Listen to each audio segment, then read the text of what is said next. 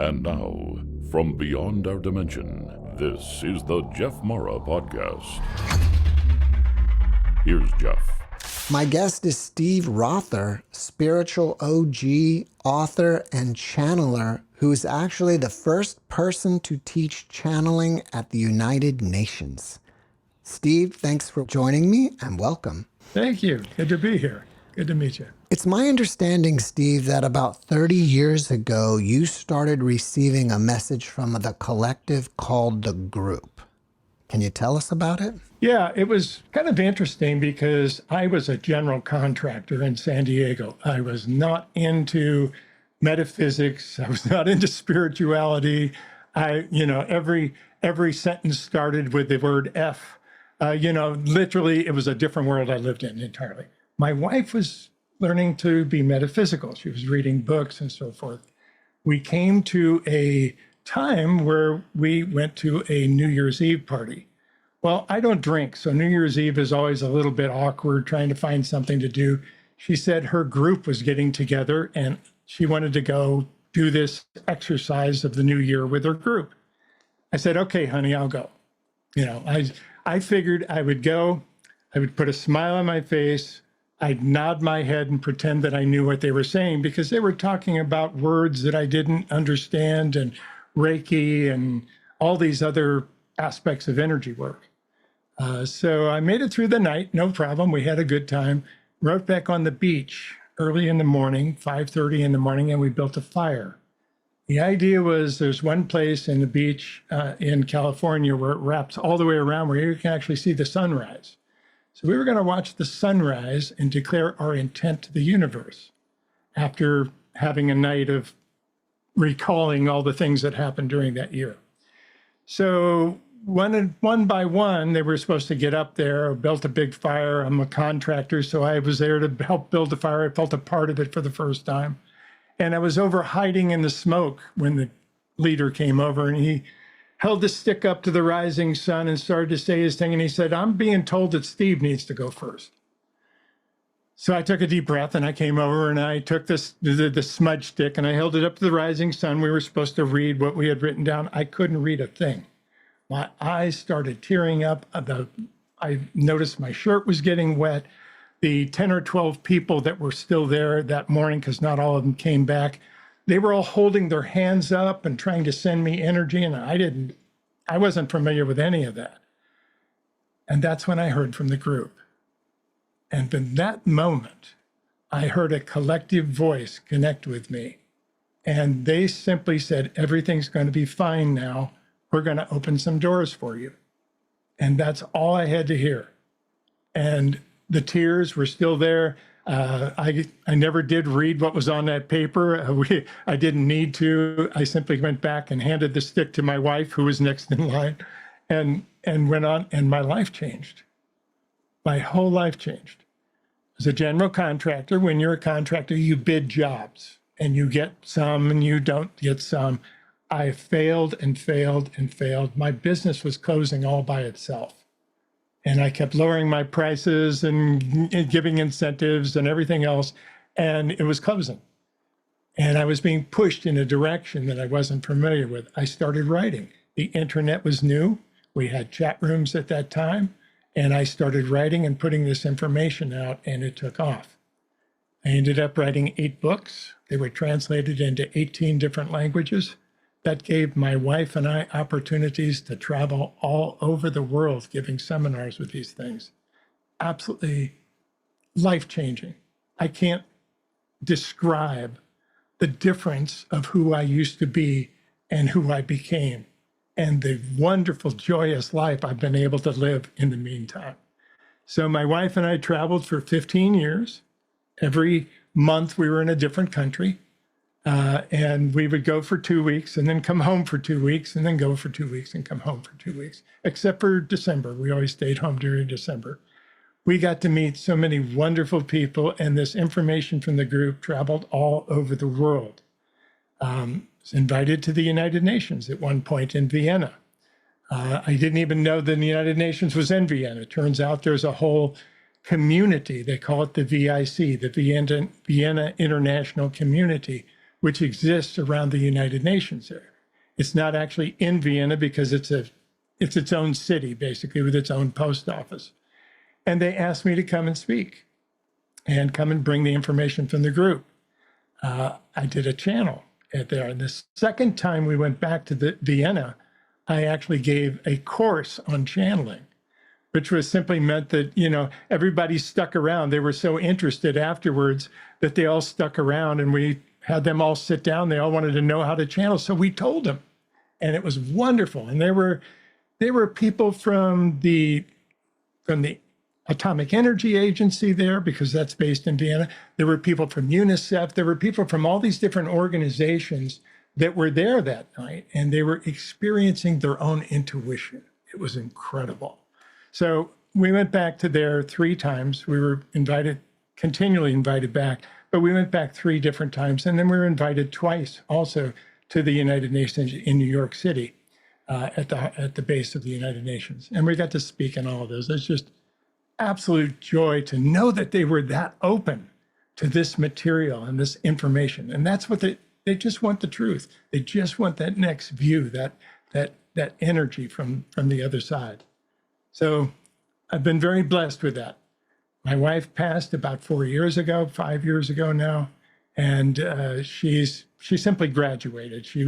She traveled with me this whole time and experienced it. She was kind of the drag along at first because she was the one who had the metaphysical experience that all of a sudden I jump in and I start channeling and all this other stuff. So she was a little confused with that. And she also considered herself a recovering Catholic.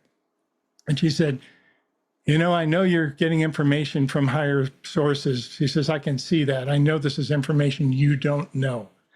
She said, but it's also hard for me because I know that only the Pope talks to God, and I know you're definitely not the Pope.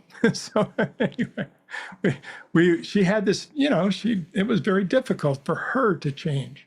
But after a few years, and especially traveling all over the globe and meeting these wonderful, I'm absolutely convinced that if I could give everybody anything, it would be the ability to travel. Because you get to see everybody talks different languages, they have different customs, different clothes, and we're all the same. We're all looking for the same answers.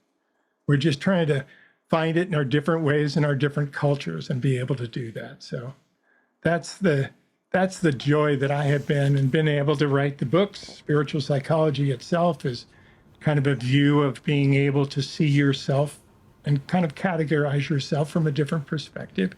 It's not a perfect equation of follow this, follow that. The group doesn't give me information. They give me what we call practical magic, things that are going to be variable, things that are going to be used. That you can get some good ideas of who you are from different perspectives. And of course, I've been able to do a lot of seminars in a variety of different subjects throughout the world. And now I do a lot of stuff online. That's great. Having a ball with it. How did you feel it went with the United Nations? Do you think that they believed in it and accepted it when you channeled for them? I was scared to death because here I am channeling in front of a bunch of strange people. I happen to know the first time that we did it in Vienna that there were scientists there from the Atomic Energy Agency that had specific questions to ask that I didn't understand. And they wanted to know certain things about things they were working on. I was able to answer them in different ways, but basically I did not know if this was being accepted or if they were just going to, shine it off and say, oh, that was fun. That was a nice thing to do. I didn't know how it was accepted. It was accepted really well. We found out later that so many people, and these were small groups. I don't think the first time I channeled there, I don't think there was more than 30 or 40 people there. Second time, there was 100 people. The third time was about 100 people. And then in New York, it was different because they have bigger rooms for all that. So we were able to bring in quite a few people. But in the beginning, it was really scary. And I had no clue. But those people apparently approached them and told them that they wanted us back. So we were constantly invited back to come back and give more messages. And at the time, it was really difficult. We were still in an energy where sometimes channeling was frowned upon. Today, it's commonplace. It's much more commonplace to talk about being channeled. There's a lot of the fear is gone. A lot of the energies around, being taken over and all the strange things that people can do is basically gone now. So it's much easier to do that. But back then, it was still there. And I found it absolutely fascinating that these high-level people were so open-minded as to take information from wherever they could get it, as long as it was good information. That really felt wonderful. And that was true of both the United Nations in New York and the United Nations in Vienna. Amazing. Are the group a collective of multidimensional beings, angels, or even ETs? That is a very difficult question because the group tends to blend a lot of that together. But they basically have told me that they are from what we call the angelic realm. And so these would be angels that would come here. Now, the most important part that because they don't like to play into that a lot, they don't want us giving our power to a label. And that's the most important part. That's why we call them the group. They never gave me their name. I asked them so many times. I wanted, some friends of mine were learning to channel, and when I was learning to channel, and I wanted to tell who they were. They refused. They basically said, we want you to take the content for the love content of the message and not because of a label placed upon it. And I know there were multiple. So I was the one that called them the group, and it stuck. Now there's 9 total. They consider me one of the group. There's 8 of them. They are in other dimensions of time-space. They are from what we call home, which is where we go when we die. When we leave, we return to the large collective of everything. We become part of everything again. That's where they are basically from. So I think all those connections were probably talking about that, except for ETs. ETs are quite different. They're their own entities. And they have a lot of information too. I will say that we do talk about ETs sometimes. The group talks about ETs. They are not channeled from ETs, but they do talk about them and what they're doing here and how they're working. So yeah, we've been through there. I realized in the beginning you heard them as if you are clairaudient, but does it still happen that way, or do you only get information from them through channeling? I get information from them all the time. I call myself an integrated channel because they are on my shoulder all the time. If I remember to ask them, I get information. They do not automatically steer my way. But so that's kind of how it works with me. They do, however, tell me many times to pay attention.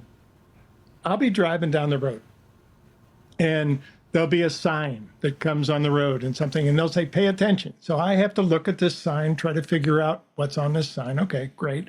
I keep driving.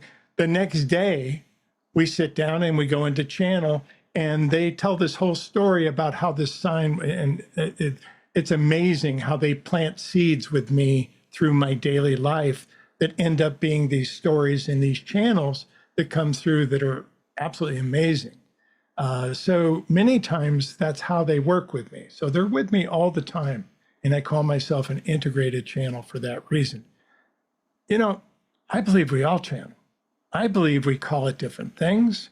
I believe we specialize in different areas.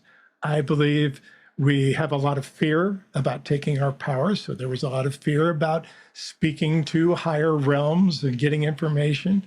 Of course there is. We burned people at the stake for that not too long ago. So yeah, we've had a lot of challenges accepting information. But if you go through history, you talk about science, you talk about Copernicus. Copernicus came up with some incredible information about the Earth was not the center of the universe, that it had a different center, and that the Earth revolved around the sun. It changed everything. How did he get it? Was he studying the whole, or did he get an insight, which I call a channel? I believe we all do this. When we open to that possibility and we exercise it and we learn how to filter it, because we're responsible for what comes out of our mouth, so we don't let entities take us over or something silly like that. we blends with you. You have access to everything. So if you do that, you become very powerful. You become very, very much on purpose. And that's what we try to do. We try to teach people how to be in touch and in harmony with their own higher self and their spirit. The group says we're playing the game of pretending to be a human. That's the idea.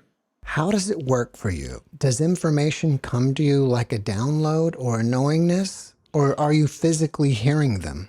You mentioned that before. There's 5 different ways that we channel and bring things through. I am a bit clairaudient, but for the most part, I'm claircognizant. All of a sudden, I know something. And it's the most difficult to trust in the beginning, because even if you know something, if you don't have the validation, if you're not clairvoyant and you can't pull up the image, if you're not clairaudient and you can't remember the sound and the words, then you don't really have much to trust. But I'm very claircognizant, and I've learned to trust it. I've learned to lean against it. But it does take practice, and it's the hardest one to trust. But that's what I am, claircognizant. Well, what was it that finally gave you the confidence to trust them? Was there a certain event? Yes, there came a point where in the very beginning, I did everything on the computer. I simply wrote things for this chat room. Somebody asked me to come to Montreal, Canada, and address their group. They paid my way. I thought that was fun. That was the first outing I've ever done. In that outing, here I am handing out the written words of all the stuff they had, and they said, "We want you to channel live." I'd never channeled live before. I sat down and I channeled live for the first time. And the harmony, the information that I was in touch with, just completely, it changed my life. Not only was my life changing because my business was changing, because at this point I wasn't really making money from my spirituality. I never dreamed that I would actually end up making a living for 30 years with my spirituality, but there it was. That's exactly what happened. But in the beginning, it was all about just, I have to get this information out. I have to be able to do this. And that was the first time I was petrified, absolutely petrified. And I said, you guys need to give me something. I'm talking to the group. I said, you guys need to give me something so that I'm confident, because my greatest fear is that I will get on a stage somewhere, people will be watching, and you won't show up. And they said, we're going to give you the first words to use. If you use those words, we will be there every time, and we will take it over from that point. And they gave me greetings from home. I start all the channels with greetings from home, even to this day. And they've always been there. They always jump in. Sometimes I think we're going to talk about this, and we end up talking about this because the group's there. Sometimes my classes, especially our Lightmaster classes, which are not, they're not always clearly defined. The group getting the latest information into our Lightmaster classes online. So sometimes I've prepared all this information and these slides that we're going to show with PowerPoint. The group skips the whole thing and they go into something else entirely. So it's very, you have to be flexible to work with them in this way. But I've learned that. And it's just been, I have been so grateful. I really have. This has been an incredible life for me to experience. My wife and I traveled for all that. We were married for 48 years. So and lived together for another 2 years. So we were together a long time. And we had just an incredible life together to be able to move in this energy. We never thought we would do that, but there it is. And it all worked really magically. So today, she's here. She's a part of a lot of this. Now, I've actually fallen in love. And I'm absolutely convinced that Barbara's behind it. We talked about this many times. We used to do what we call transition team seminars all over the world.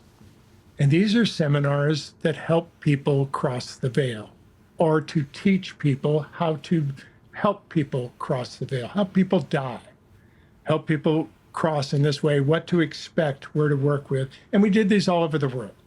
And in different places where we did them, either her or I would usually get to the point in the seminar where we would tell people, you know, if Barbara dies first, I'm going to make sure that she's going to make sure that I'm not alone. And if I die first, I'm going to make sure that she's not alone. I never dreamed that she died first, but she did. And I'm absolutely convinced that she's behind a lot of the things. So we still integrate. I don't communicate with her. I don't channel her, but I see her presence in my life all the time. And it's absolutely amazing. When you say you're in love, does that mean that you found a new partner? That's exactly right. She lives in Belgium. That's exactly right. 6,000 miles away. Are you ever considering moving to Belgium or having her join you at your house? I am.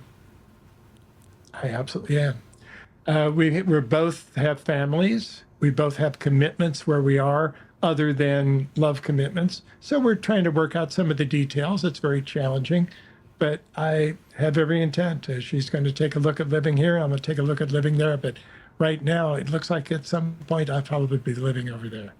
And it's a major change in my life at this point in my life. But as you can see, I'm very excited about the whole thing. It's very magical. And she knew Barbara really well. So that makes it interesting too, because I don't have to not talk about my wife who died, which I'm sure would be a sensitive subject with anybody that I would fall in love with, but that's not the case here. She goes, oh yeah, I remember that. She was there in a lot of cases. So she is absolutely fascinating what happened. And I never dreamed, I never looked at her in that way before Barbara died. And all of a sudden, it just opened up. We're absolutely convinced that Barbara is behind most of that. Well, the group says that we all have a signature rhythm. What does that mean? Well, basically, everything that we see, if we look at science and we look at let's just say the electromagnetic spectrum, visible light, if electromagnetic spectrum is a foot long, visible light is really only about a half-inch long. So we can really only perceive some ranges around us. The reality is there's much more than just the electromagnetic spectrum. Entire worlds live right in this space between my finger and my eye. We just can't see them because they're vibrating at different rates and different rhythms. On top of that, everything we can see has a vibration to it. If it stops vibrating, it disappears. It no longer exists in our world. So with that, we have vibrations with us. You have your fingernail, which is dense, but you also have the palm of your hand, which is soft. You have different vibrational rhythms throughout your body. Different organs have different vibrations that they carry for the work that they do. But yet all of them harmonize. And if you listen to that harmony, it can be brought down to a single vibration. Now, many people equate this to tone.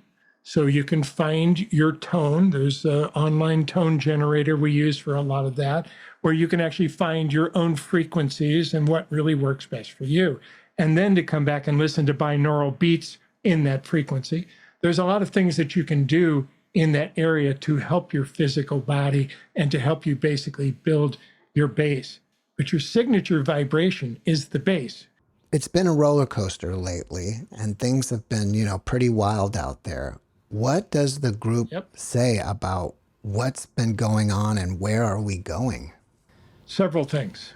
Number one, technology is exploding on this planet and is going to continue to explode for a while. We can talk about the origins. We can talk about the ET influence. We can talk about it. That doesn't make any difference. It's here. It's changing our lives. It's going to get much worse. The way that social media has worked, there's been a key element. I don't remember the case, but basically someone was sued for something that someone else put on their website. It went all the way to the Supreme Court. The Supreme Court said, you are not responsible when someone else puts something on your website. That opened up all of social media in ways without any control. As you know, today, fake news and lies spread 7 times faster and farther on the internet than the truth does. And it's just part of what's happening. Is it right or wrong? It is what it is. We're learning as humans. We're learning not to trust everything we hear. In the meantime, we trust things because we've grown up doing that. And we're leading ourselves in some very difficult situations. So we have been able to be controlled. That's part of it. It's a small part, but that's one of the things that's taking place. The technology on that has gotten incredible. Anyway, there's a lot to that we can talk about. That's part of it. The bigger picture is that the feminine energy is rising. Now, when the feminine energy rises, it deals differently with everything than the masculine energy. The masculine energy has prided itself in being kind of in charge on this planet. You can see that reflected almost everywhere, but it's changing. But what happens when the feminine energy rises, the masculine energy grabs hold of everything it can grab hold of and tries to control it. And that you're seeing a lot of right now.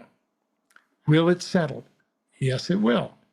The masculine energy works differently than the feminine energy.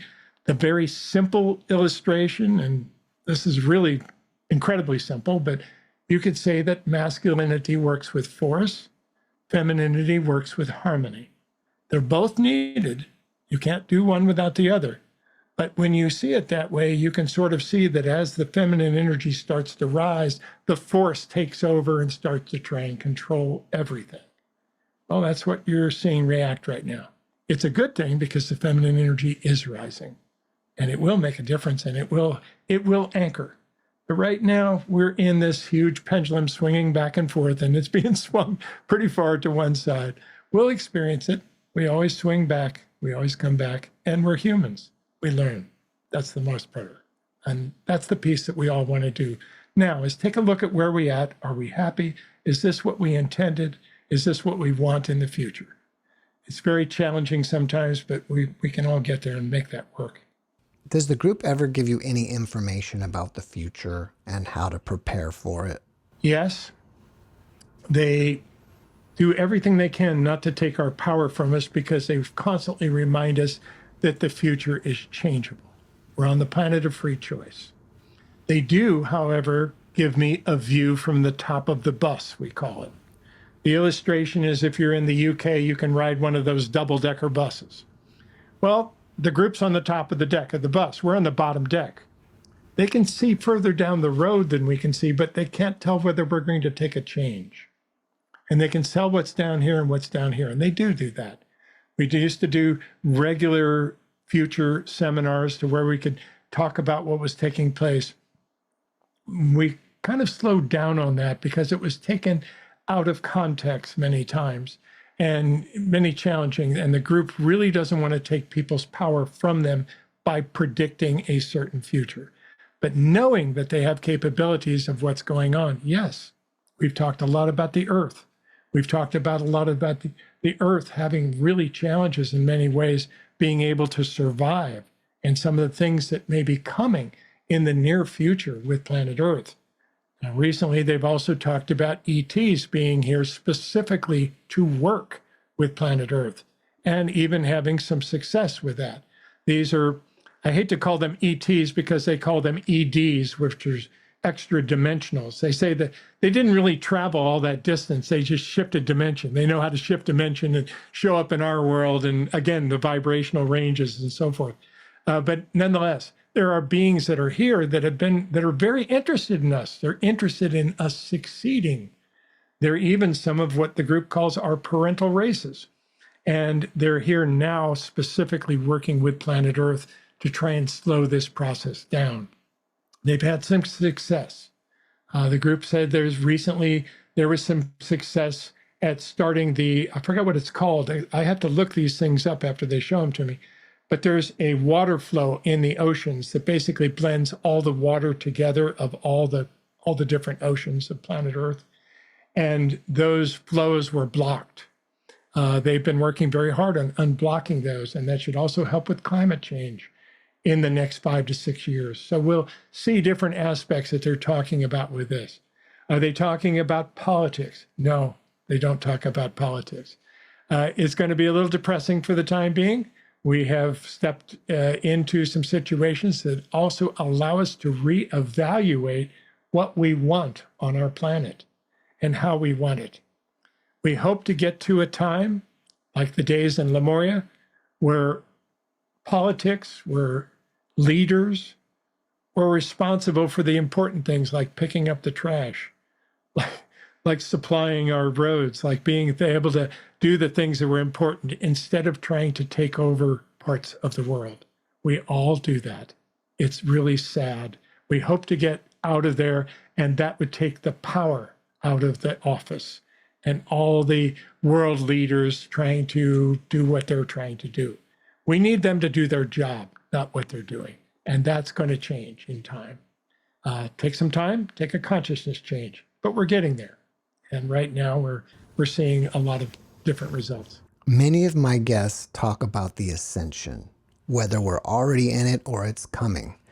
Have they spoken to you about that? When we talk about an ascension, as in the biblical words of ascension, it basically means that we're all going to evolve out of our physical bodies into home, or where we go when we're dead, into full spirit. I see the ascension as something different. I see the ascension as what we call the fifth dimension. We've been living very firmly in the third dimension. And in that third dimension, we see things as up, down, right, wrong, good, bad, love, fear, black and white, all the opposites. We are now moving into the fifth dimension where everything is a shade of gray. We're starting to see things the way they really are instead of the illusion of the third dimension. That's a huge shift. The fifth dimension is already here. Unfortunately, we have grown up in the third dimension, so we wake up every morning and we create the third dimension inside of the fifth dimension. So we're learning little by little with new tools. How do we anchor the fifth dimension? How do we live? How do we say that this isn't important anymore? How can we move into a higher vibrational living space? And that's what we're working with. That's what all of our work's about, is learning to live in that higher vibration where a lot of this stuff goes on, but it doesn't matter. And that's a lot of what's actually taking place with politics in many parts of the world right now. Not just us, many parts of the world. So I do believe there's a shift in consciousness coming with all of that, but that's the ascension. That's what I consider the ascension. And we're working all the time with it. In your book, Spiritual Psychology, you write about the 12 primary life lessons. Can you briefly explain those to us? Sure. The idea of the 12 primary life lessons is that we, on the other side of the veil as spirits, before we are born, we set up potentials for ourselves. We set up contracts. We set up things that we want to experience. We pull people around. The group gives us the illusion of the big table. They say, you sit around the big table with all the spirits that you know, and you ask this person over here if they would be your first lover in high school. And with this person over here, would they be your best friend? And would he steal your girlfriend so that you can learn this lesson? And you set up all these potential contracts and you set them into motion. The larger aspect of all these is the 12 primary life lessons. They're kind of vague. They're not exactly what you would think them to be. But if you cover some of these, you start seeing where you can really see yourself from a different perspective. Most people can read the book and come up with their own life lesson. Many times it's a sore spot. You start to read something and you go, oh, they got me. They know who I am. So many times you can find at least your own primary life lesson. But many people have different life lessons that they work with and master in this lifetime. And it's really nice to read the book if you've already mastered the life lesson. It really makes you feel good about what you're doing. So there's different aspects of that you can work with and different things. So that's the different ones. They're basic things. They're truth, they're trust, they're adaptation. We can get into explaining the adaptation, acceptance. There's different aspects that you can work with. The most difficult one to understand is the one that basically works with your boundaries. So when you are working with boundaries, it means you come in with very strong energy and very weak boundaries. Many people that listen to these radio stations, this is you. This is your profile, so to speak. And what takes place is you come in with strong energy, weak boundaries, and you draw in master manipulators. until you learn to put your boundaries down. That's a huge life lesson and is typically used for women a little bit more than men, although men experience it as well. But in this lifetime, that's one of the big ones. One of the other big ones for men is communication. Being able to stick your head in the sand and pretend you didn't hear something, or selective hearing, especially in emotional situations that you don't want to deal. That was my life lesson. Here I am, a teacher, but it wasn't until I had to learn communication with my wife, and that before any of this could emerge, because it was well hidden. I wasn't there. When you master the life lesson, you start to move into teaching in some form. So that's a way of looking at this. Do we master all the life lessons? No. You generally master between 8 and 10 of the 12, and then you're on to a different, I don't know, a different school, a different reality, something else where you can learn on a higher level. There's an evolution in process, and I don't see what's ahead, but I can tell you there's a lot more coming. What have you learned about what happens to us when we die? Do we go on the other side and create a life plan and come back, or can we move on to other dimensions and other worlds and realms? I wrote a book about this. It's actually called Crossing the Veil, and it's available at Amazon.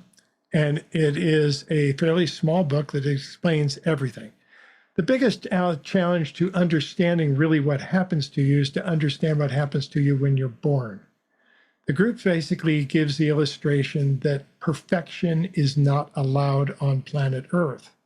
So therefore, you're a perfect spirit, and you have to divide into multiple dimensions in order to be here. So they say we're actually divided up into 12 different dimensions. One dimension being the higher self, which connects all the dimensions and connects you to home.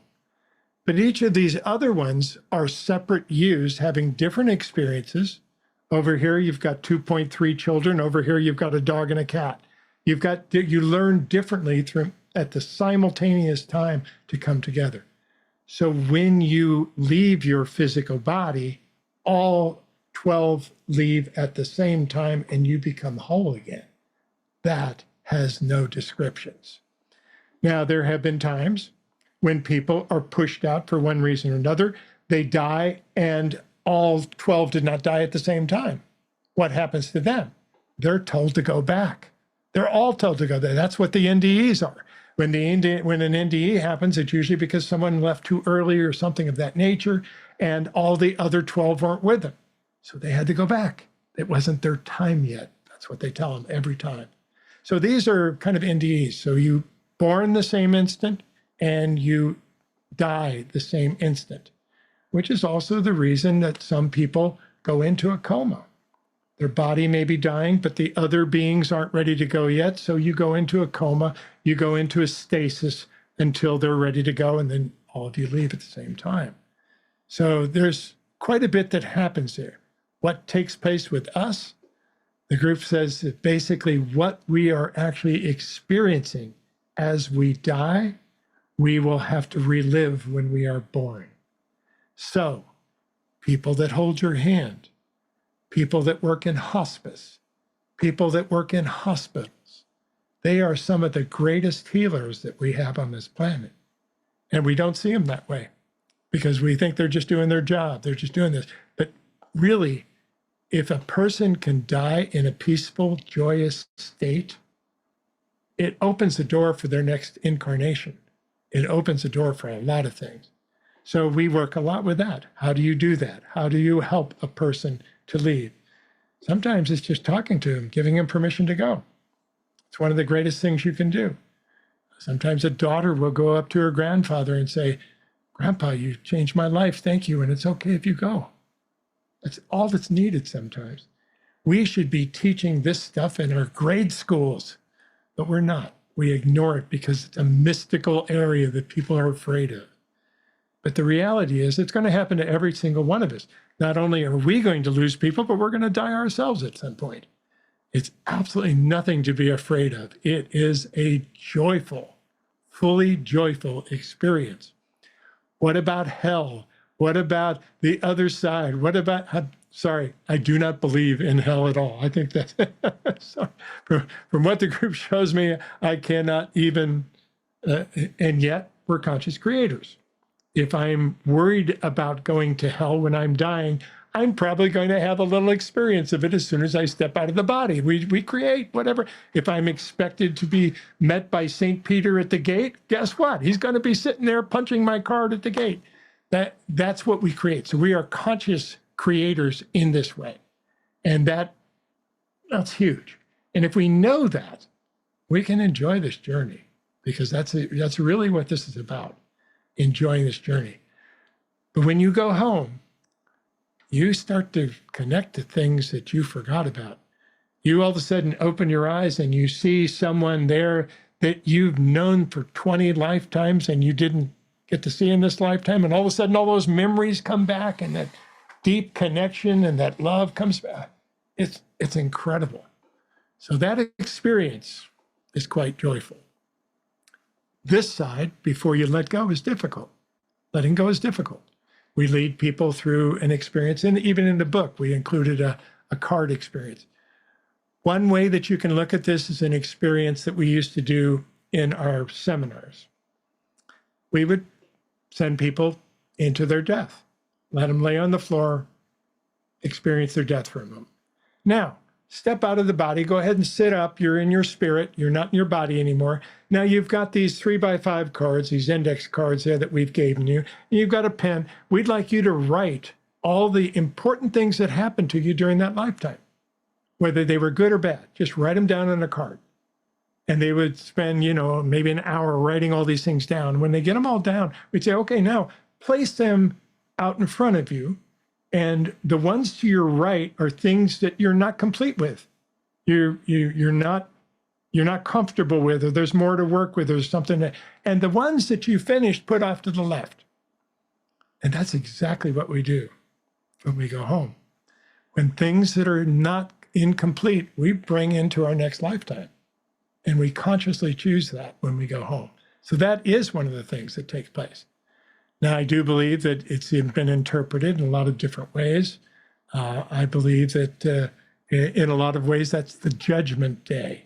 It's been interpreted as the judgment day where we're going to be judged. Well, according to the group, nobody's going to judge God, and you are God. So the reality is nobody's going to judge you, but you take your own inventory of what happened. That's perfect. And that allows us to rectify and karmically work with things that we want to work with and things we're not complete with. So that's one of the things that happen when we die. Do you think it can turn into an endless cycle of not being complete because we come here with spiritual amnesia and we don't remember anything? And I'm sure every person at the end of the life can find things that they need to work on. Correct. Perfection is not allowed on planet Earth. So even though we're here, even though we're always striving for perfection, we're never going to experience, we're always going to be reaching for it as long as we're in physical body. That's correct. And I don't think that's wrong, but I also think that we're evolving. And I think that we're evolving over periods of time as well. Now, we can talk about Cro-Magnon man or Neanderthal man or different aspects of evolution that have happened throughout biological history that we know about. But we don't actually know about their spiritual abilities back then. We have indications that they were pretty high in some areas. But from what the group says, from a spiritual perspective, we've been evolving tremendously in the last 20 years. It has been like a spike going through literally going straight up at this point. And that changes everything that we deal with in many different ways. So I think that's part of what we're experiencing, is this rapid evolution, or in my words, the anchoring of the fifth dimension, learning how to live in this new space in a higher realm. That's exactly right. I know the comments in my videos very well, and I'm sure we're going to see some, or at least we may not see them now that I'm going to ask you this question, but if I didn't, Sure. we would see some comments saying, are you really talking to the group? Is it, are you talking to demons? Are you talking to tricksters or negative entities? How would you respond to that? That was a concern of mine in the beginning. The group basically says we're conscious creators. We have to be careful what we are afraid of. Many times we create our fears more than we create our joy. And that was part of what the expression was when I asked them who they were. I had heard that there were entities that could take you over if you tried to channel, and they could bring through negative information, they could bring through wrong information, they could do harm. And I was concerned about it. And I wanted the group to identify who they were and what dimension they were from, only because my friends were all saying, oh, my entity's from the 23rd dimension. And so I thought I was smart asking them that. I really had a difficult time when they said they weren't going to do that. When they said they weren't going to identify themselves, I said, okay, you must be the bad guys then. I'm going to cut you off. And they basically said, we honor your choices. And they were quiet for about 4 days. And I was just empty inside. My wife would tell you, she saw me walk around for 4 days. Anyway, so I went back and I said, knock, knock, are you still there? And they said, of course we're still there. We've been with you for many lifetimes. Why won't you tell me who you are? And they said, now you've asked a really good question. And they simply said, we want you to take the message coming through us for the love content of the message and not because of the labels. The labels mislead people all the time. And we simply want the energy of love to come through everything. So that was very difficult for me. So how do I prove it? At one point, I was concerned because it felt like I was making it up.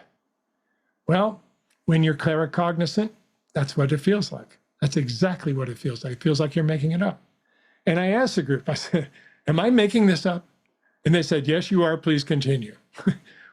What they were talking about is continue the feeling because you're getting it. You're getting the connection. Don't worry about where it's coming from. If that information is coming through and it's valuable information, that's the most important piece. So where it's coming from, is it coming to manipulate you? Is it coming, if you really want to be manipulated, you can be manipulated. We're not interested in doing that. We've got other things to do. There's more important things to do on planet Earth than to try and manipulate a bunch of people. Anyway, that's the bigger aspect of it. Two things. First, did you say that there are 12 of us and all 12 of us have to die before we leave this realm? And while you're there, can you talk more about the multidimensional aspects of ourselves? Sure. Yes. Basically, the whole aspect of the imperfection. Here's the way to put it. Imagine this crystal, this beautiful crystal, right? You have a white light coming from home. It hits the crystal. The crystal breaks it off into these beautiful colors, which are basically imperfections of light, right? So you only see certain realms when you see a color. So it hits this and it divides it off into these 11 different colors. Now, yellow is going to have one experience, red's going to have another experience, blue, green, everybody's going to have a slightly different experience because you can make different choices in your life growing up. But you're all the same spirit. You're all the same connection. You have the same core personality. You laugh at the same jokes in all the dimensions. But you're born at the same instant and you have to die at the same instant. It's part of who you are. Now, up to this point, those dimensions have been clearly separate. They are absolutely, the walls between these dimensions have been very thick. You have not been able to, every once in a while when you go to sleep, you might have a dream that is so realistic it stays with you for months. That's because during one of those dreams, sometimes you jumped into another one of your own dimensions. That is possible. But for the most part, we haven't experienced our other dimensions. That is changing. Right now, we're doing work in our Lightmaster course to train people with their eyes. One of the things that's happening is you're starting to see things in other dimensions through the peripheral vision. If you train it, if you look for it, sometimes you can see shadow figures in the side doing something over here. That's actually you seeing in another dimension. So there are things going on over there that can be very exciting sometimes and be able to work with. So that is starting to happen globally. On top of that, these walls between dimensions are starting to fade. Have you heard of the Mandela effect? Sure, we talk about it quite often. The Mandela effect is an example of these walls fading. So in other words, you've got Coca-Cola that has the big dash and has the small dash in a different place. And we remember it this way, we remembered it this way. But the reality is in our world, it's actually this way. And we can prove that it's been this way all along. However, why do we remember it as this way? Because in another dimension, it is that way. So we're starting to bleed dimensions together. It's going to be extremely confusing. It's also going to be extremely empowering once we learn how to control it. Because the reality is we're blending back together our perfection and a lot of the beautiful things that can happen as we are reuniting the white light of who we really are. So that is taking place right now. We're seeing it affect everything. And we're seeing it in a lot of different areas of being able to live in this higher vibration that we're calling the fifth dimension. That's the aspect of it. You mentioned that it can be confusing, and I wonder if it can be, almost dangerous if you're not sure in which dimension you're really in. If you were jumping dimensions, I'm sure that would be the case. I don't think that that is where we are at yet. I think what is happening are the slight things. In other words, we may walk into our house. You sometimes put your keys in the same place. You always put your keys in this tray when you walk in the house. You put your keys there. You go back and your keys aren't there. You know you put them there, but they're not there. So they kind of walked through a time hole and fell into another dimension. So you search the house. You can't find your keys. You get your extra keys. You go about your business. The next day you go back and they're right there. Those are time holes that are starting to happen. And they're happening in different ways. They also happen sometimes when you're driving down the road. And you're driving down the road and you know where you're at, and all of a sudden you're 10 miles further than what you thought, and you don't quite know what happened to those. Those are dimensional shifts that we're starting to see in our own dimensions. The other thing that can happen is sometimes you'll see a stranger that you swear you know, but you can't place. It's because you may be married to that stranger in another life. So you have this energy which shows in many different ways that we're starting to see. It's confusing in many ways because we don't know what to think about some of these things. We don't know what to think about the Mandela effect. What is that really? It's actually dimensional shifting. We're actually picking up part of ourselves in other dimensions, and we're going to be getting more of that down the road. So the end game would be that all 12 of us are in communication with each other. While we're still alive. How would that benefit us? We become close to perfect again. Again, we can't be completely perfect, but as we evolve, if you can imagine all the energy, the group talks us about being conscious creators. Those things that we can balance between our head and our heart, we manifest. What would it be if we had conscious control of that? Right now, I can give lessons on manifestation with the head and the heart, but really only a few people are going to grasp how to do that. What if this was just human nature? Can you see how life would change pretty drastically? One of the things that we have to do to get there, to prepare that way, is to look at each other. We have pretended to be separate when in fact we are connected. If we can start connecting everywhere and seeing people and meeting people, making ourselves available to people and really communicating, we can start breaking down a lot of those walls before we get there. And this whole shift into single dimensionality again is basically unity. It's unity consciousness. So unity is the first dimension. We had to go through the second dimension to get our imprints. We got our ego in the second dimension. We got duality, where we see things as light and dark and contrast. And now we've moved through the fourth dimension, where we're picking up all sorts of new attributes that we're learning how to use. We're learning how to walk as spirits, not just as humans. Group gives the illustration of the 80-20%. They say right now you're about 80% human, and about 20% of your spirit leaks out when you're in joy and you're smiling and laughing. That's your spirit. But 80% of you is feeding your body, moving it around, exercising it, taking care of it, brushing your hair, doing all the things that you have to do to take care of your body. What would happen if those equations changed? Well, that's the fifth dimension.